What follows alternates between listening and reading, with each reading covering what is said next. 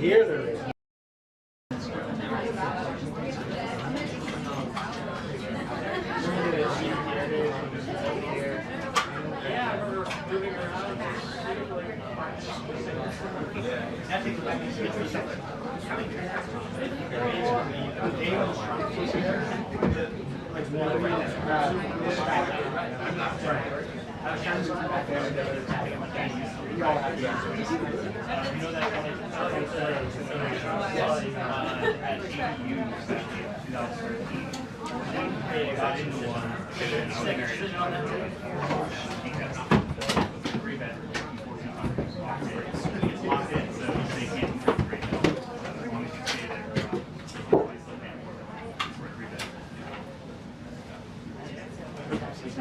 Where are you going, Sarah? I'm moving this Oh, the movie. I thought you were going someplace. What's in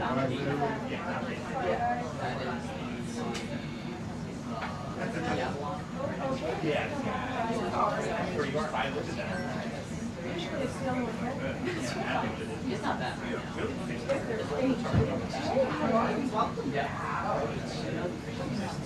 Oh my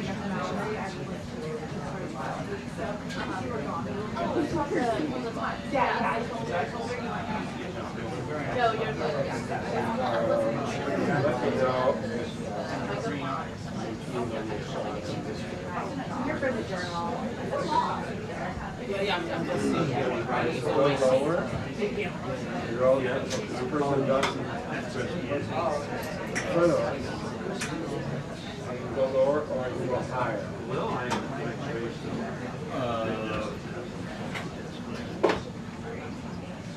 Oh, I'm sorry, I was just doing that.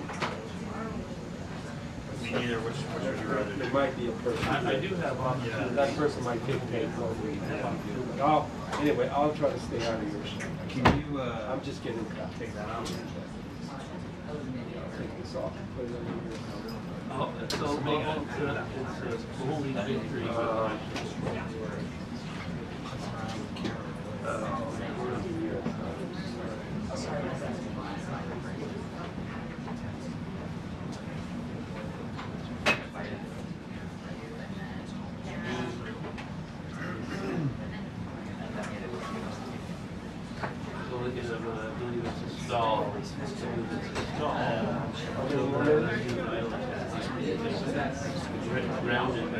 Well, no. It's like long as one.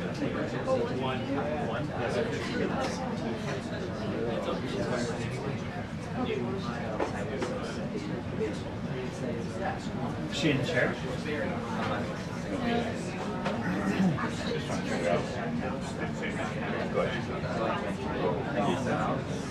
What's your game plan? Are you coming back here? I might just think no, you probably just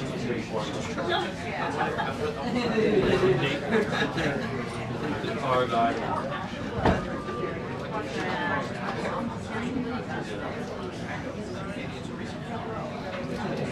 But it's been a long time.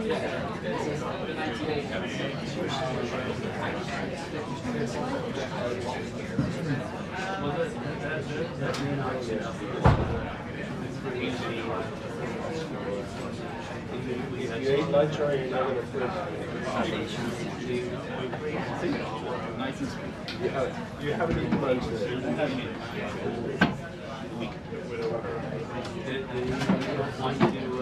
Yes, Have you been running? Okay. Implementing anything? Implementing? Oh, I don't know. I use the Kindle on Friday. I work 17-hour days. We use available 6 a.m. to 9.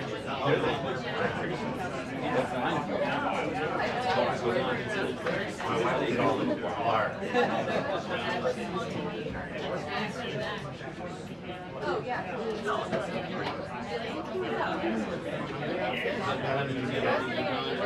We got it in my kid got it. So, yes, exactly. So drinks on me. Yeah, it's like 5 months of a break. You're living your best life. Exactly. I'm gonna leave my helicopter. So, you good? You good?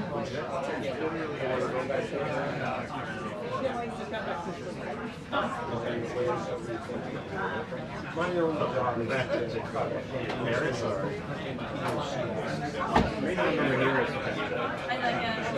Back at it. Position just keep me right up.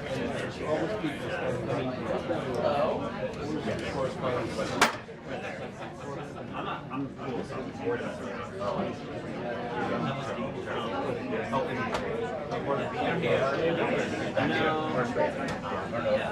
We're still at We're trying to put this chair right here. Or down here. Trying to fit it. No, just because we'll leave it out. All right. If you want it, put it back here. from like tech, yeah. So like we all go to technical together. Got the choice.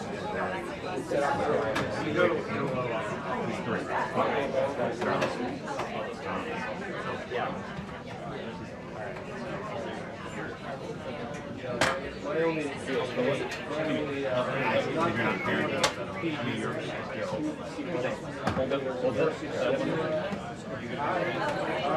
were just talking about things.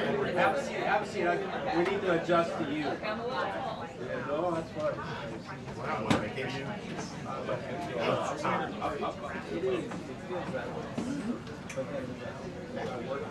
Yeah.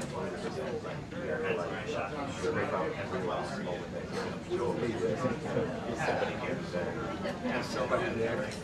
See a camera. Yeah, Careful, they just lift the shot. you know what?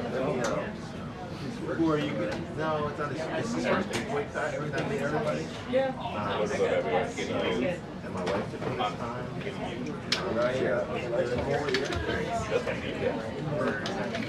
Oh, it's Andy.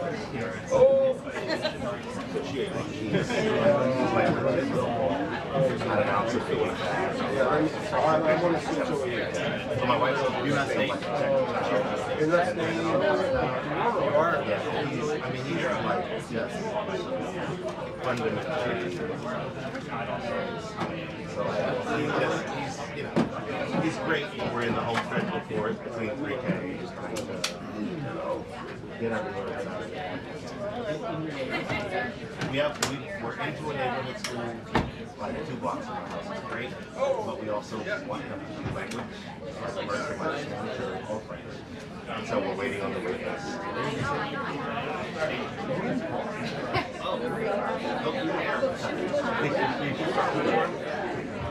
Young lady? Which one do you want her to go? Which way? Left?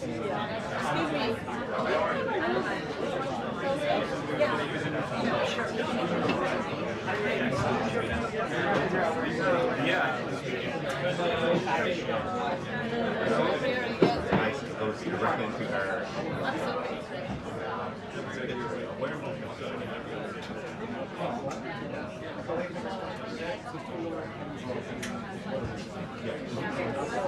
Yeah, where he killed the dog. Oh, okay. The remainder.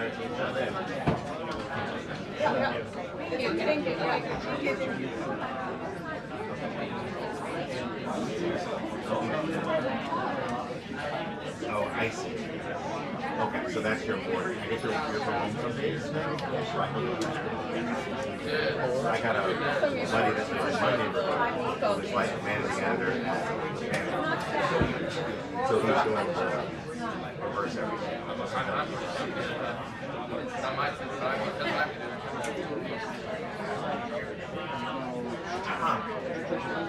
Yeah, sure.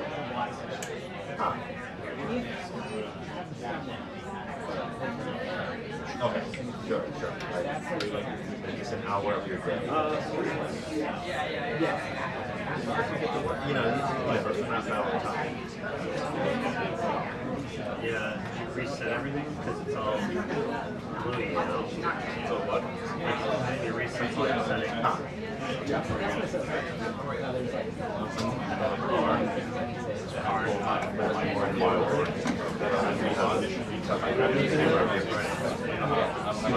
sorry. I mean, I used the pool 3 on Friday. Yeah. So I have a. Using my camera. No, you're okay. You're a guy from the store. So I have to power that. And then my files that I use. So that way when I grab them, I use my time. And it helps a lot.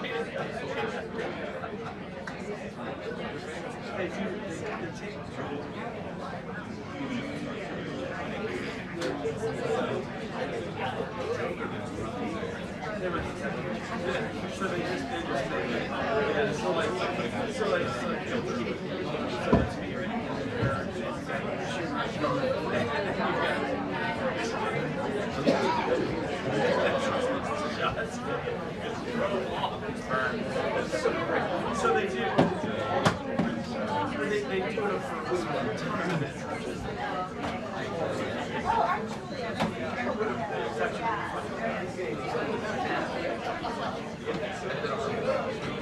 I checked yours this morning. Just tap me if you need it.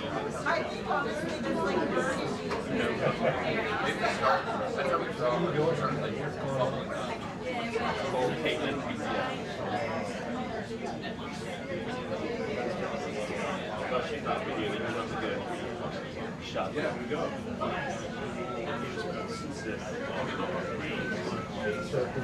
Yes, pretty much.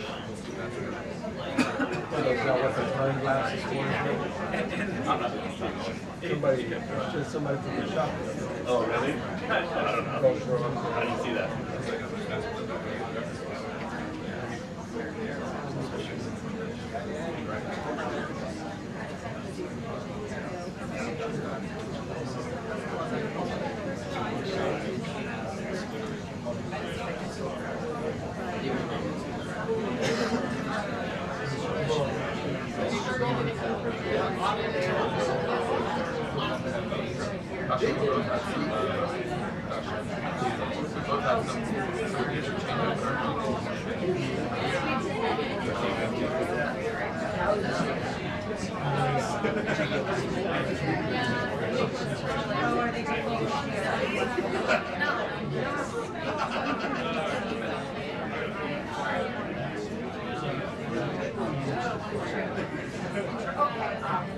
Is that a whole crew?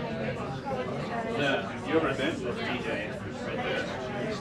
Sorry. You ever been? I've only been once. Man, I had to cover it time too. No, I cover a whole every year. But then you're You ever go to Rolling Loud? yeah. That was miserable. So just getting to last month. It's even better than You think so? it's all like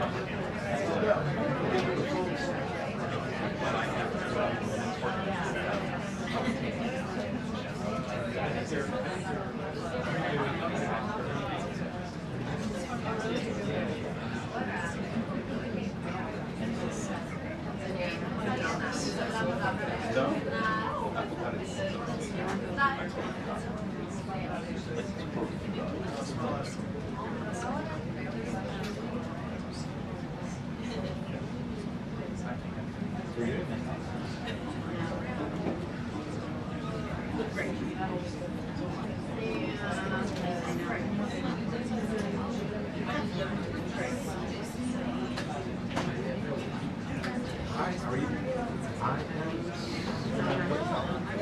I miss it. He is Memorial Day week. No way. I know.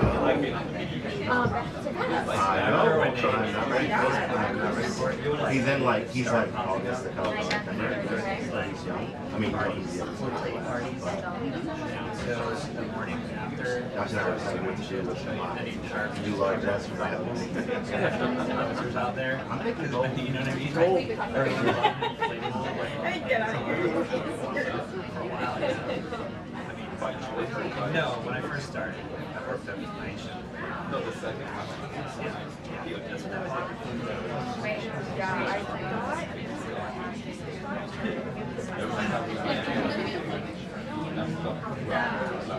I realized that like 2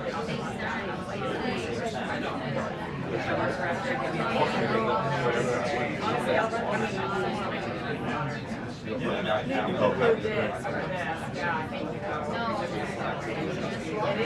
is. You should still pretend it's nice diligent. No, for sure though. I was gonna walk out now. Like that's just something naked. Like that was so weird. So that's why I got lucky.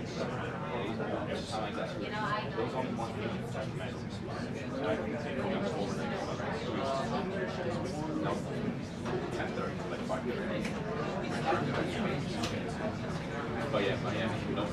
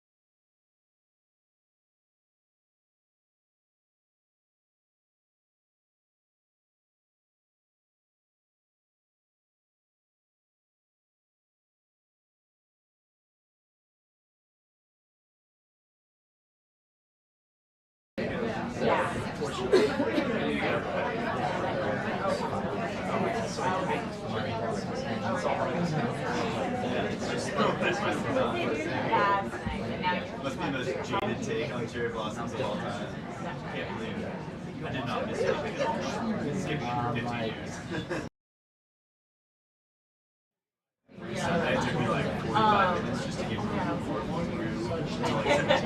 You are really happy with that. Yeah. It's a tiny bit. It's a tiny bit of jealousy on my poor dad.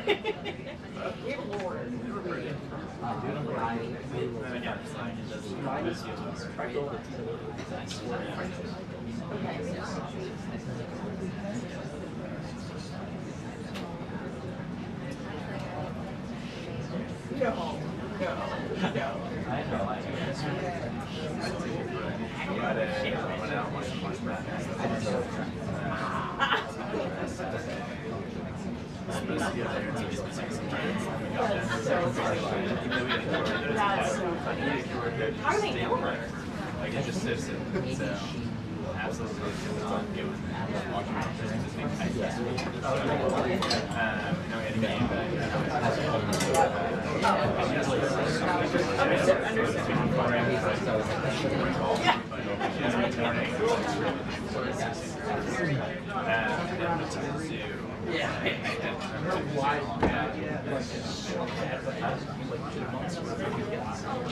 always try. So the states that other one. The other side.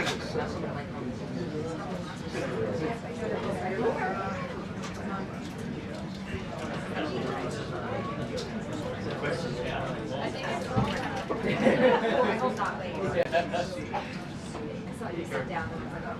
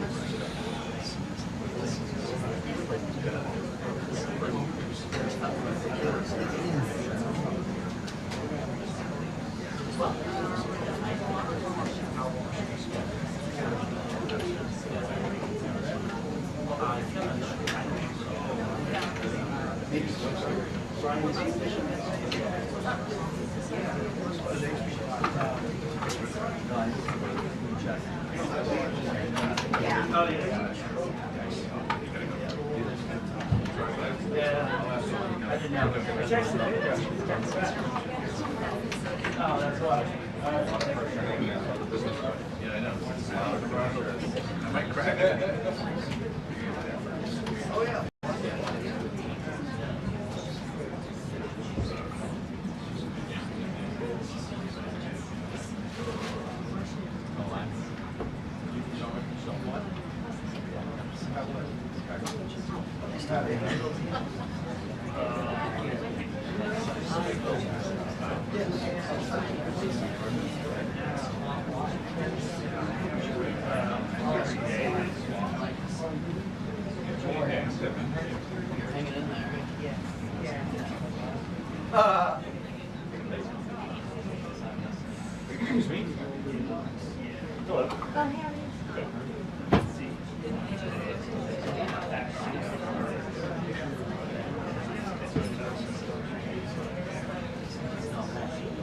oh gosh,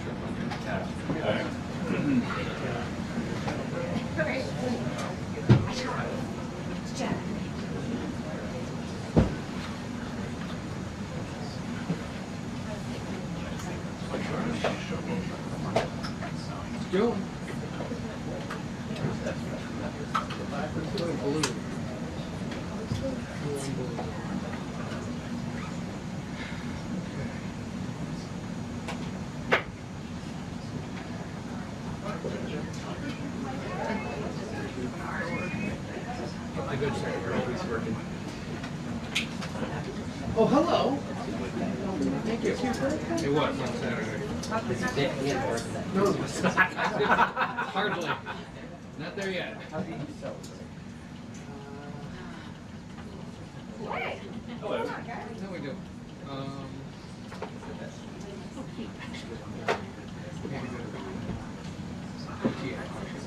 That's one does.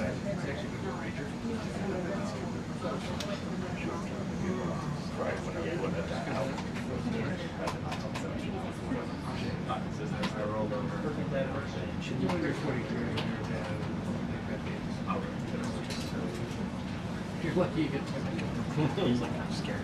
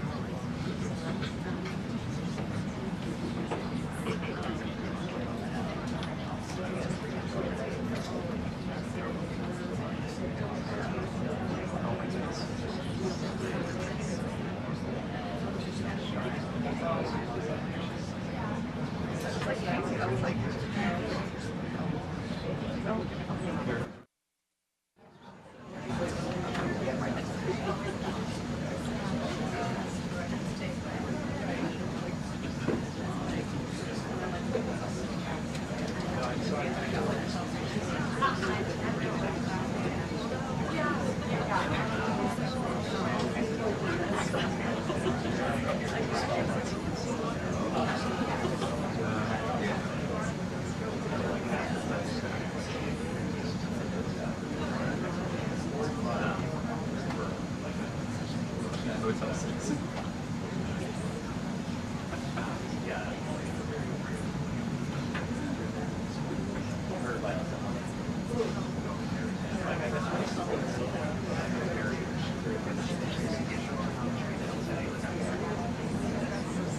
Submitted the stats report for that.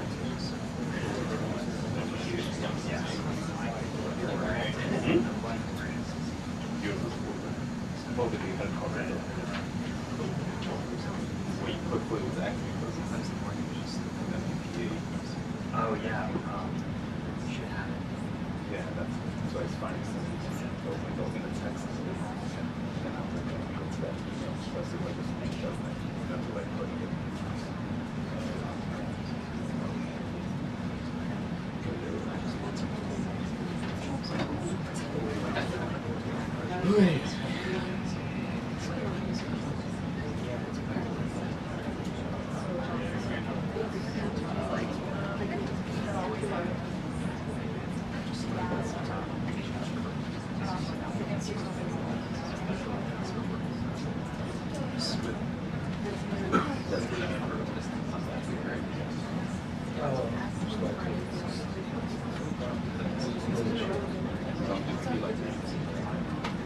It's not that far from it.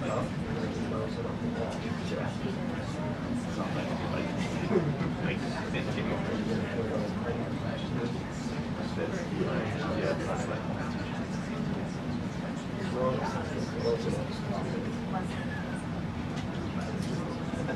sure.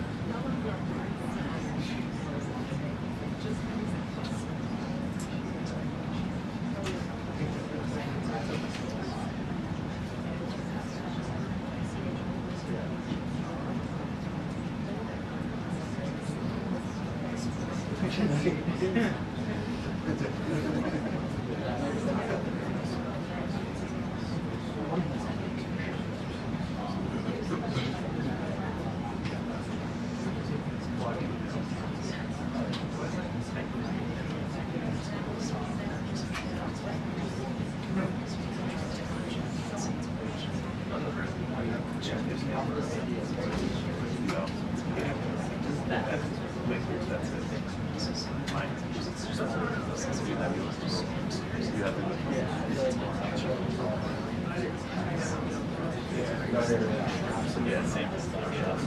Like half the stuff.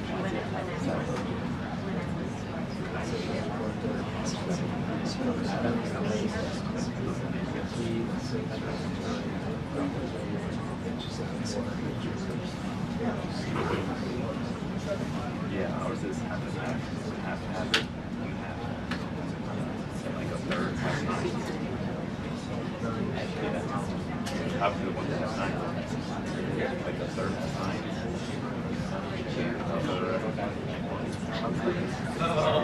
Honestly, like, it's 7. Don't have it. It's like about 6 don't have. And the rest is all like 6. Almost like a handful. I don't have always have 400. I don't have anything. And then when I go to the hill, I go to the pool and check like it's 290 or 280. And then when I go to the pool, but sometimes I think technically it's like 6 available, but sometimes we don't. It's totally like available. You know, so sometimes you go in the office, the meeting office that we have, it says it's available. I go once again, it's not able to because they don't just serve. I think you can't do that. Like you get have lenses, send it to people. But when you get down there, you're like, okay, let's go reserve it. And once you get down there, it's not there. No. I think there was one night. I don't know if it's still in commission. Only 280 and 90. There's a lot of. But yeah, sometimes you may see it's available. sort of trust message. And you get it with the video and everything? Yeah. And sometimes it's not assembling. Sometimes it's assembled. It's like today, just one of them is on. So they're like, What else is in the pool? Are there lights in the pool?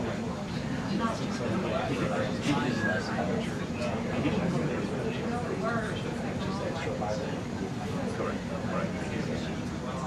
I'm going to get the water. Yeah, it's very loud.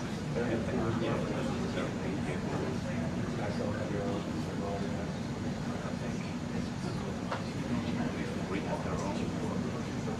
We have their own ecosystem. And they would have more than because they break for everything from you.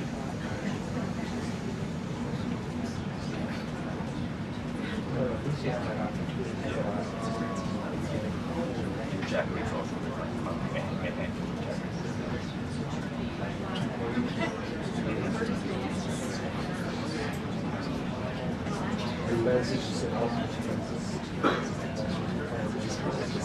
but the climate of this very limited. What about like wide? Yeah, we have 6 climate is not that many.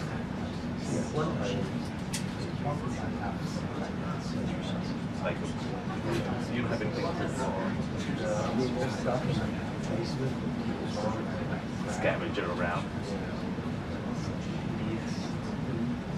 What do you do if you need like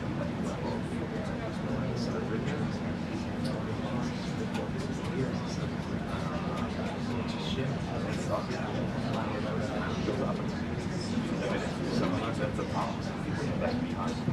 There are people like that stuff. So that's how people can left behind. Like, hey, come. So then we have to before. And then when you give them what's next, what else is correct? So I think there's only I was 14 up in 2015. And one day I'm assigned to a job and I think she comes from New York. Okay, you get both. First thing she says, the first thing we're going to do is we're going to walk and talk on people. I said, I'm sorry.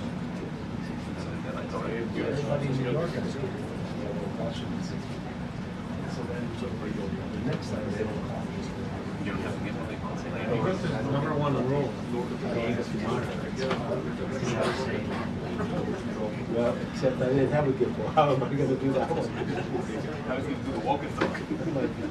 Find a way and be like, No, I said, I've got a nice wide angle. I can go off the shoulder with a wide angle. That's what we end up doing. But it's like, you know, everybody should have the same.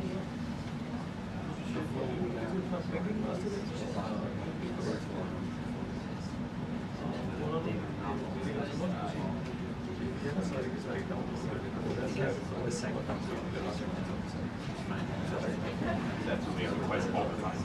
They leave you behind. It's the same in our shop. Some guys have 2 of them. 2 6.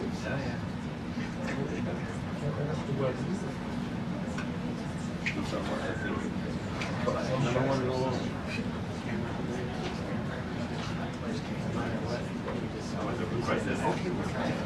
Well, no, that was like the day off. You know? I never met this producer. The first thing he says to me, oh, yeah, sure. I'll give it a shot.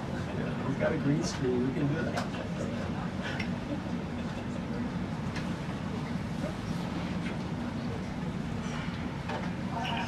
Until the briefing, 2 minutes until the briefing. All right, let's go.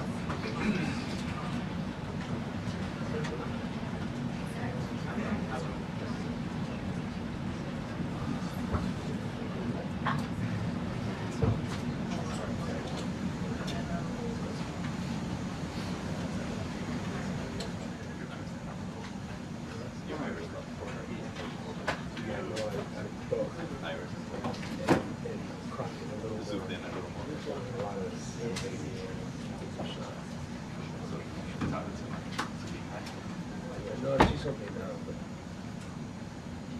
she had preset the load. You can push the short cut. You know what they want. I don't know if she's been, I don't know her actions, I don't know if she's in. No, you just.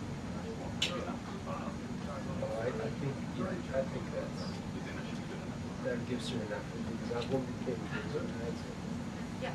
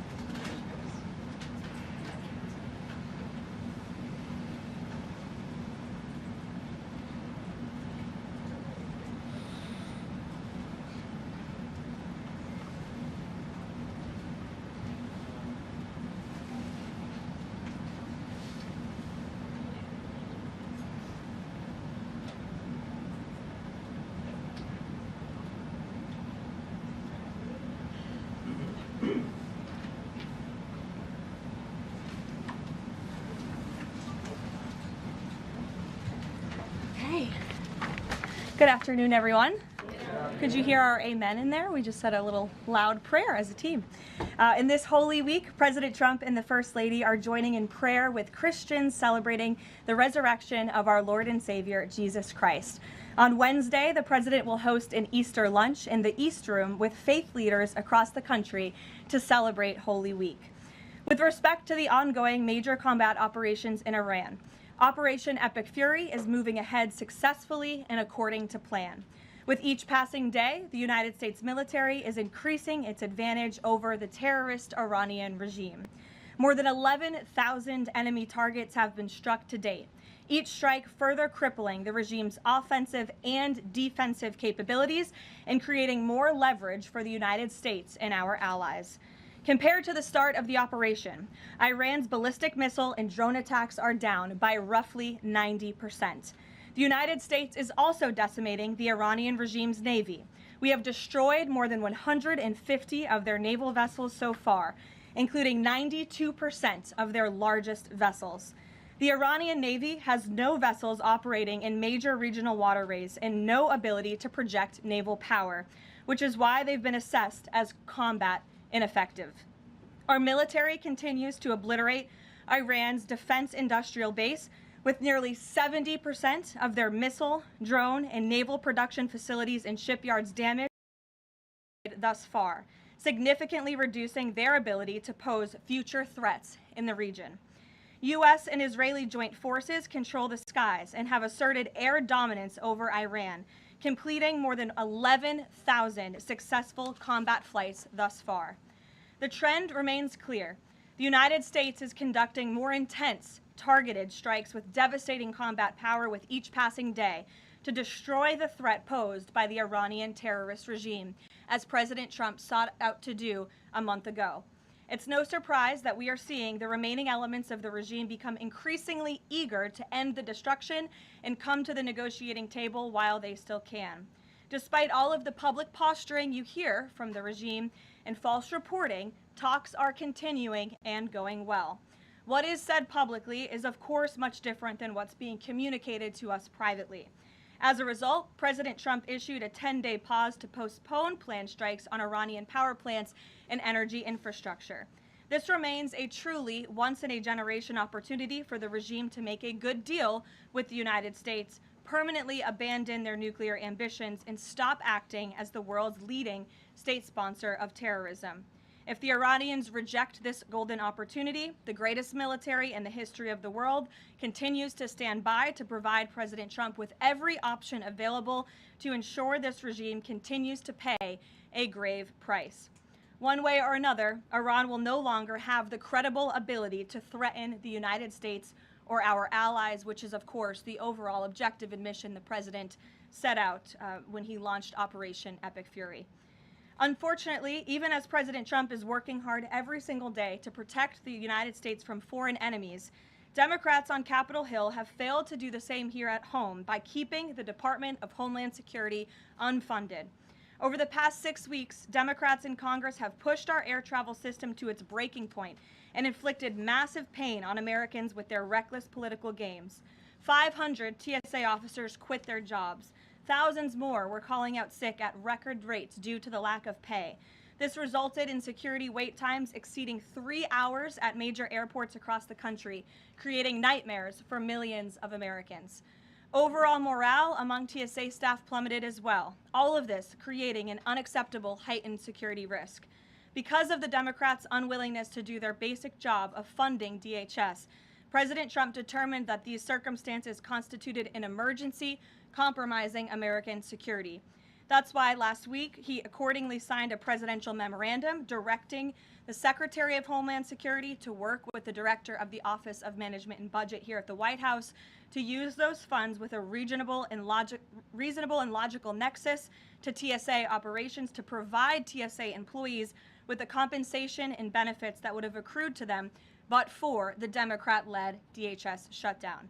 This bold and necessary action by President Trump will ensure our TSA workers receive their hard-earned paychecks. It should not have come to this point, but President Trump will always do what's right by the American people, and he found a way to do that to get TSA paid. Ensuring that these federal workers who perform critical public safety responsibilities can feed their families, pay their rent, and show up to work is something the president was honored to do. But this moment should be an eye-opening one for the American people. Let's be clear about what is happening. Democrat members of Congress are more than happy to put your safety at risk because they oppose the president's and his administration's efforts to enforce our nation's immigration law. Democrats refuse to fund ICE because they want millions and millions of illegal aliens to pour into the country just like they were under the Biden administration. They want murderers and rapists and thugs to remain in your communities rather than be removed by ICE and Border Patrol agents.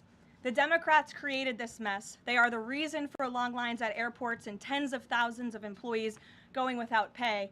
Once again, President Trump is cleaning up their mess because he cares more about the American people than destructive, petty, partisan politics. With that, I will take your questions today. Here in our new media seat, we have Wid Lyman. Thank you for being here. And why don't you kick us off?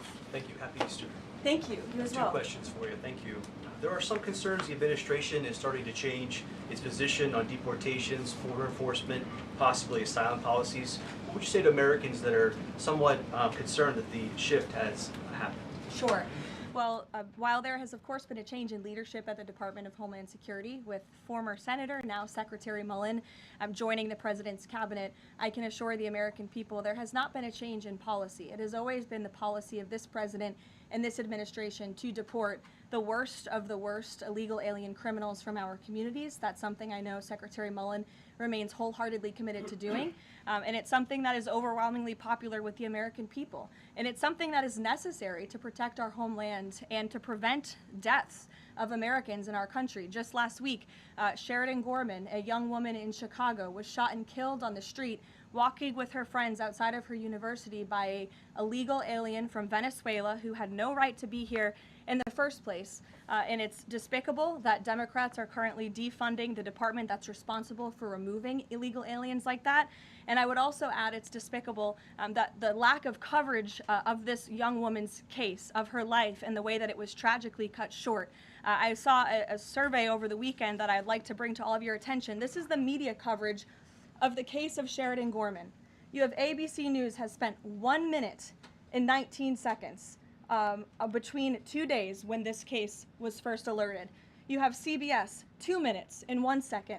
You have NBC 23 seconds spent on the life of a young, beautiful American woman whose life was taken short by an illegal alien who should have never been here in the first place, when we are in the middle of a battle on Capitol Hill with a major political party, the Democrat Party, who wants to defund the agency that is responsible for protecting Americans. I think her life was worth more than 23 seconds on cable television, and I think the people in this room have a responsibility to report on cases like this, because it just exemplifies why the president believes so strongly in deporting illegal aliens from our communities. And thank you for the question.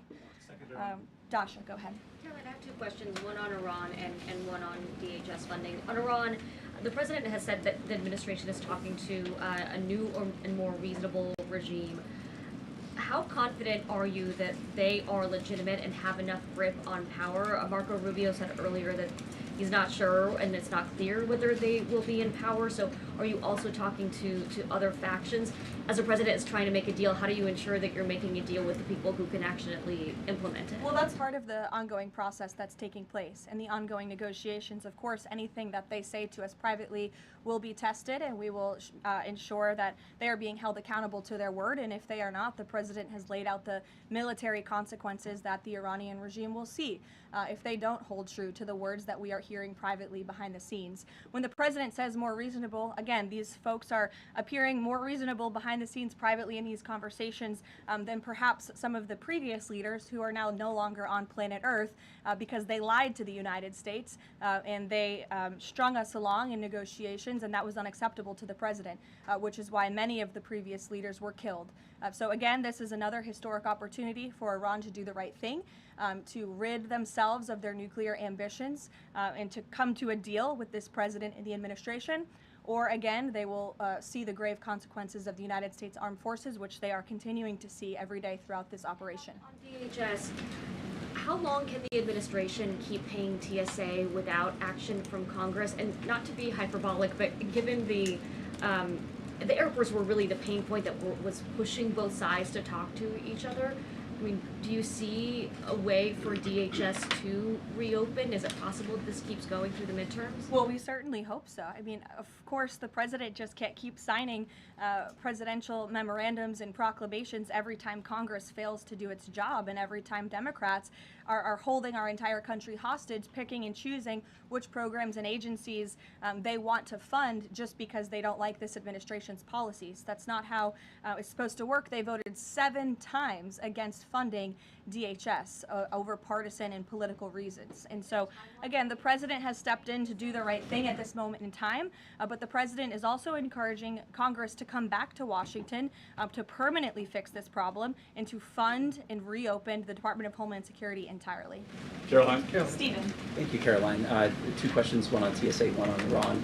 On TSA, for ordinary Americans watching the briefing, how long until everything goes back to normal at airports after the president's action? And then on Iran, on the time frame, President Trump initially said about 4 weeks. Secretary of State Rubio on Friday reportedly said it might be another 2 to 4.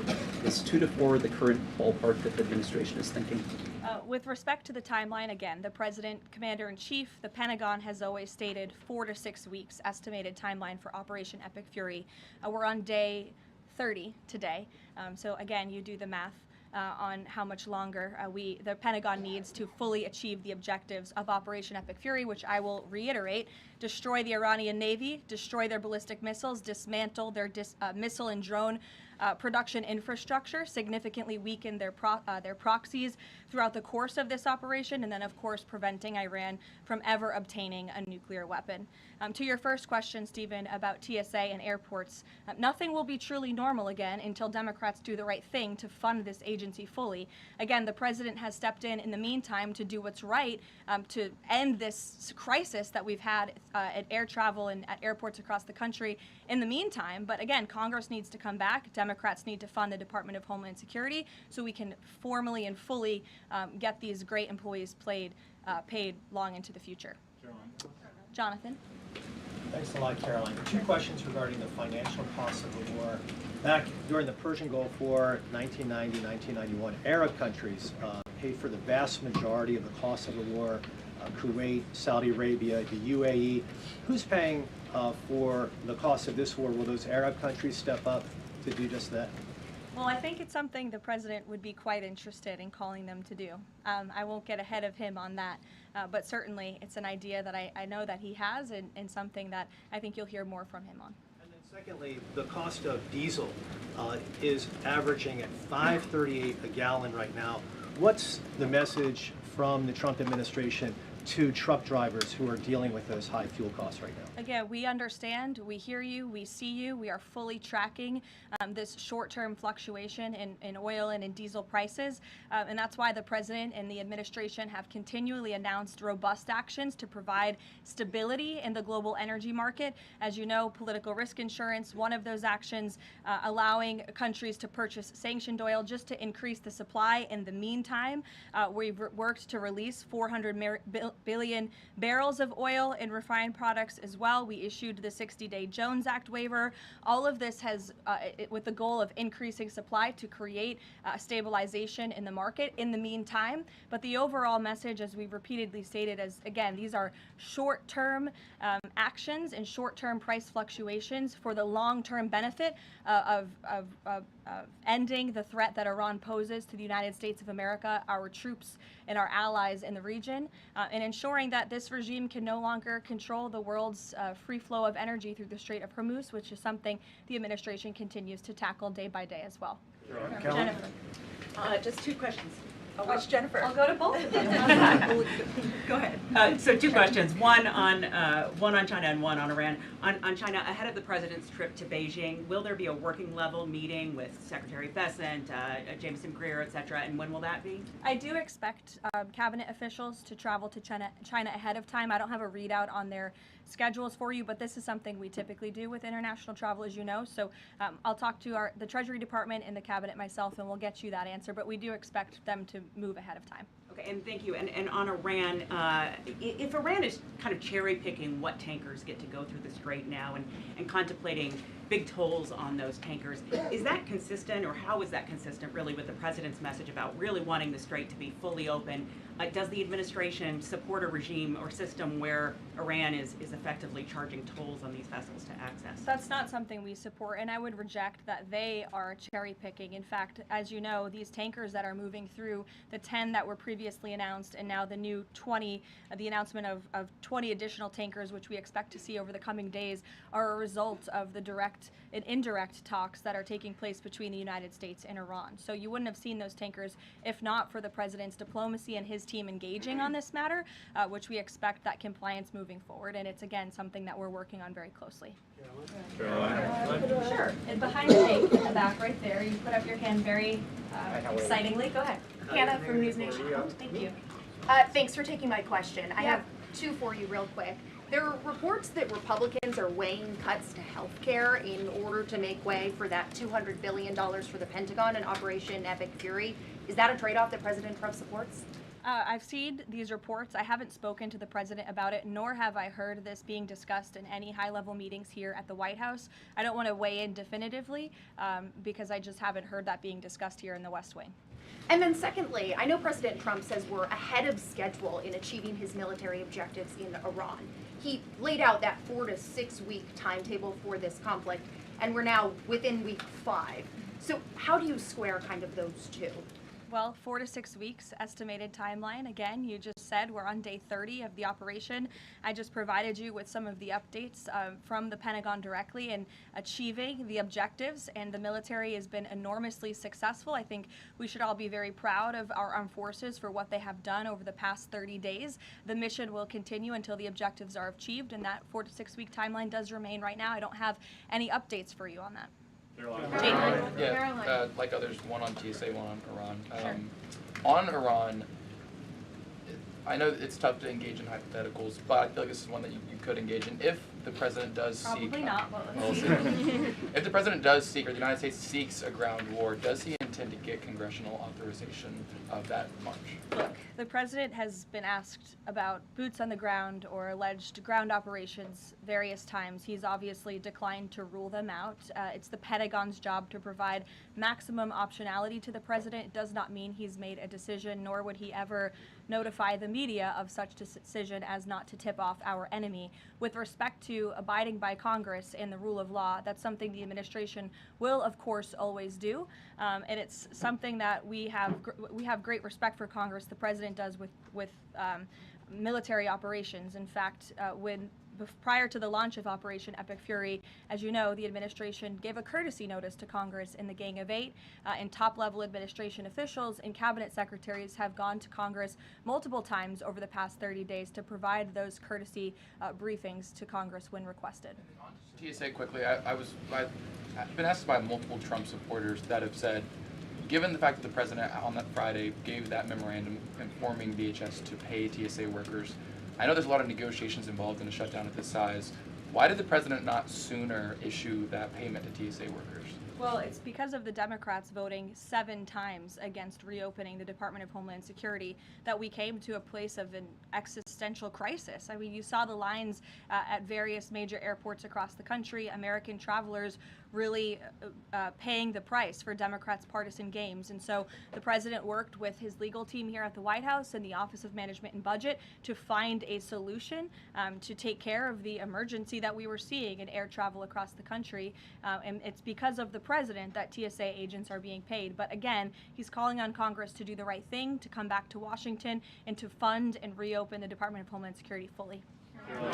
Sure. Hi, Lindsay Ellis from the Wall Street Journal. I'm trying to square the 4 objectives laid out by the administration with the goal of reopening fully the Strait of Hormuz. Would President Trump declare victory and wind down military operations if the 4 objectives are met but still passage remains quite slow through the strait? Look, as I've said repeatedly and as the president has laid out, the objectives of Operation Epic Fury are as follows: destroying the Iranian Navy, destroying their ballistic missiles, dismantling their defense industrial infrastructure that produces those weapons that have long threatened the United States and our allies, and then, of course, preventing Iran from ever obtaining a nuclear weapon.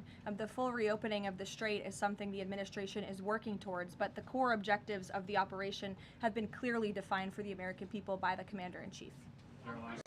Garrett. The president posted this morning about, his threat that on leaving Iran, he said we might blowing up and completely obliterating all of their electric generating plants, oil wells, Harg Island, and possibly all desalinization plants. Under international law, striking civilian infrastructure like that is generally prohibited. Why is the president threatening what would amount to potentially a war crime with the U.S. military? And how do you square that with the administration repeatedly saying that the U.S. does not target civilians? Look, the president has made it quite clear to the Iranian regime at this moment in time, as evidenced by the statement that you just read, that their best move is to make a deal, or else the United States Armed Forces has capabilities beyond their wildest imagination, and the president is not afraid to use them. That's not what I said, Garrett, and you're saying the word potential for a reason, because I'm sure some experts are telling you that in your ear to try to ask me that question. Of course, this administration and the United States Armed Forces will always act within the confines of the law. But with respect to achieving the full objectives of Operation Epic Fury, President Trump is going to move forward unabated, and he expects the Iranian regime to make a deal with the administration. To that end, which of those objectives would destroying a desalinization plant most help? Haley, go ahead. Thanks, Caroline. I want to follow up on Iran. When you're describing that the Iranians you're in contact with are being more reasonable this time around in discussions, what specifically are you hearing that is leading you to that conclusion, and how are you defining what's reasonable versus unreasonable in that I'm not going to detail the private and sensitive conversations that are taking place between the United States and Iran right now. But generally speaking. Generally speaking, the president gave you the answer. What we're hearing from them is more reasonable. They have agreed to some of the points the United States laid out, as the president said last night aboard Air Force One. But again, as for the specifics, as these negotiations are ongoing, we're not going to broadcast them to the world unless the president chooses to do so, which he has the full right to do as the leader of the free world. Caroline. On Cuba, the president threatened to tariff any country that would send oil to Cuba, but now the U.S. is letting this Russian tanker to Cuba. Is this a policy change, or is he willing to let more tankers into Cuba now?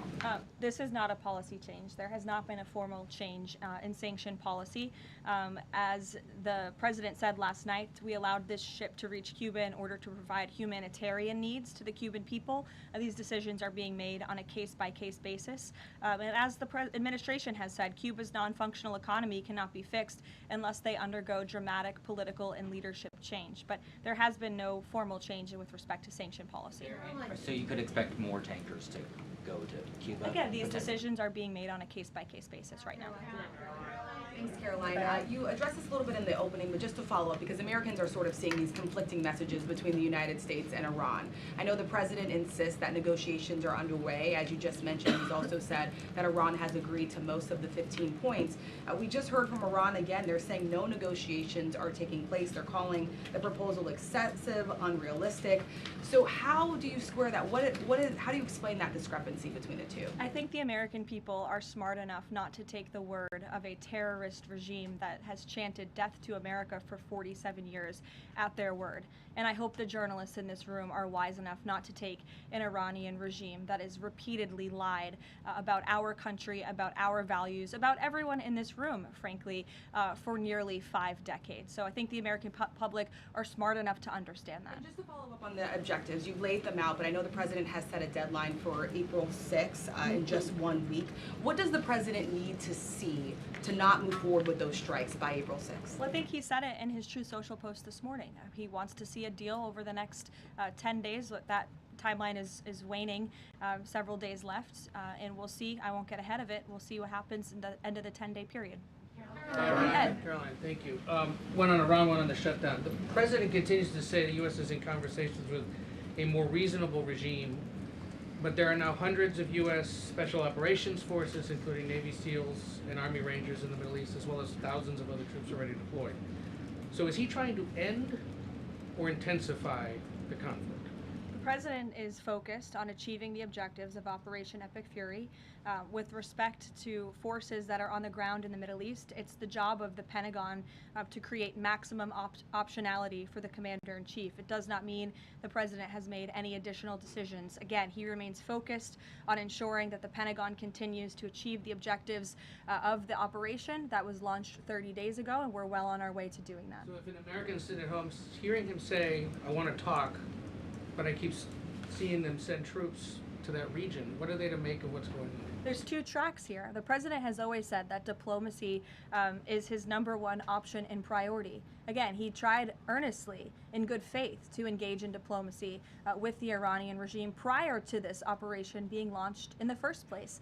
He wanted to strike a deal, and he sent his top negotiators to do so. They spent extensive amount of time and effort trying to strike a deal, and unfortunately, the previous regime, again, many of those leaders no longer with us here on Earth because they faced the consequences of the United States military. So if there's ever a chance for a deal, again, the president is open to listening, but it does not deter him from focusing on the military objectives that he set out 30 days ago and that our military is continuing to achieve day by day. On the shutdown, he signed the national emergency order last Thursday, making sure TSA officers will be paid. There's still other civilian DHS employees, however, who are not being paid. Yes. Will he signed something similar to ensure they also get paid? Look, the president will always look into ways that we can make sure that the American people are being taken care of and doing what's right by the American people.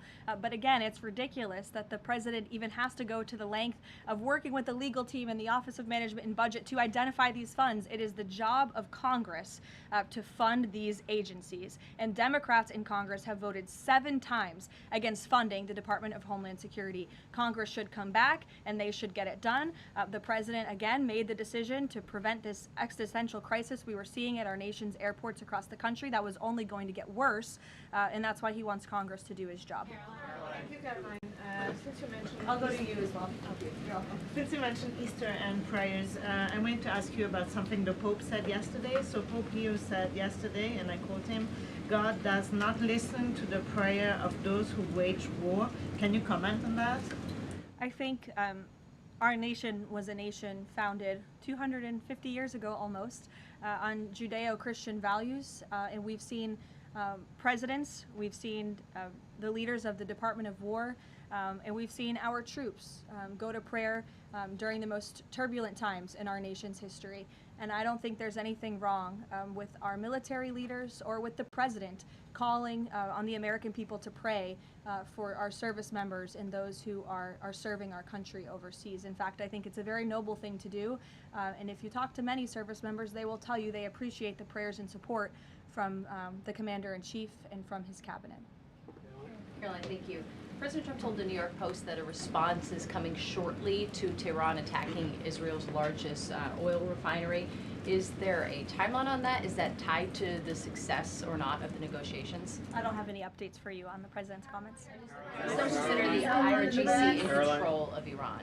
Well, look, as Secretary Rubio said today, the leadership is very fragmented. We have really neutered their intercommunication systems, and that's part of this process of diplomacy to continue figuring out exactly who's in charge. I know they appointed a new Ayatollah, haven't seen or heard much from him, and so that's part of this diplomatic process that's underway right now.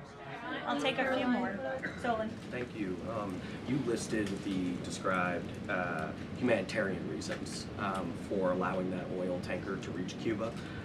Just to clarify, why was the administration okay with Russia sending that oil to Cuba and not other nations?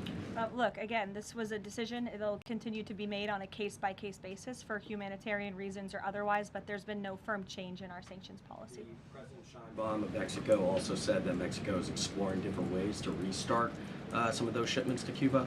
Is the administration okay with that at this time? Again, there's been no change in our sanction policy. We still reserve the right to seize vessels if it's legally applicable that are headed towards Cuba and that violate the United States sanction policy. But of course, the president and the administration also reserve the right to waive those seizures on a case-by-case basis. And to clarify, just any more Russian oil tankers going to be allowed to reach Cuba at this time? Again, I know you say case-by-case, but for the case of Russia, is it pretty much green light right now? No, that's not what I said. It's a case-by-case basis.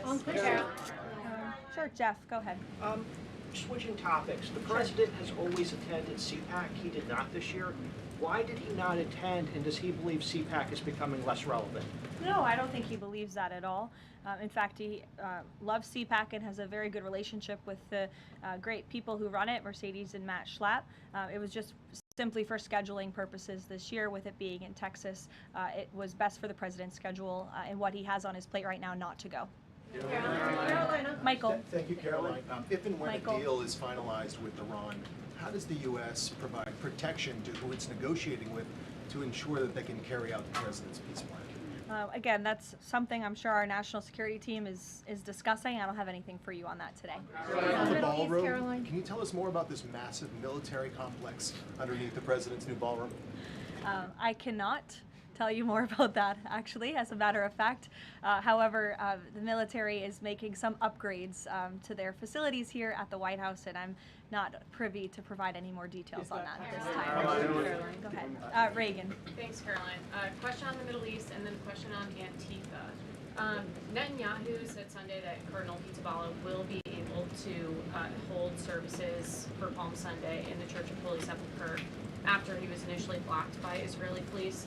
Did anyone from the administration or the president call over to Israeli officials to assist the cardinal in this? Yes, I did speak with Secretary Rubio this morning, and we did express our concerns with Israel with respect to these holy sites being shut down. We want worshipers to be able to access these holy sites. Of course, safety is a top priority, but we understand Israel is working on those security measures to reopen the sites throughout Holy Week, and that's something that we're appreciative of. Antifa. In Texas, 9 people have been convicted by a federal jury on domestic terrorist charges connected to Antifa. the White House has previously indicated that you guys are investigating Antifa, who's funding them, who's leading them. Can you provide an update on how that investigation is going, and do you think we're going to see more charges against people connected to Antifa? Well, I do know that there was an entire task force that was set up, an interagency task force to focus on the threat of Antifa, which, as you know, Reagan, this president declared a domestic terrorist organization, rightfully, and we will continue to look into it. I don't have any updates on those specific investigations, but I'd be happy to have my team get those over to you today, as this continues to be of the utmost importance to the president and his domestic policy agenda. Caroline, on one question on landmines, there's been some reporting that American-made landmines have been spotted on the ground in Iran. Did President Trump sign off on using U.S.-made landmines in Iran? I don't have any comment on that report today. Caroline, whether they're being used at all? I don't have any comment on that. Karen. Two on DHS. You said that the president is encouraging Congress to come back to D.C. You also said yourself. How has he done that? Has he told leadership that they should cancel recess and come back? He said it repeatedly. I think you recall, he said that he'll host a big Easter dinner here at the White House if Congress will come back and fight the Democrats on this issue, which we should do, because again, the Democrat Party is in the wrong here. They have voted 7 times against funding the Department of Homeland Security, which is completely egregious with everything we have going on in the world. And these brave men and women who serve DHS deserve to get their paychecks. The president wants to see that happen, and he wants Congress to come back to get it done. On the paychecks, Caroline.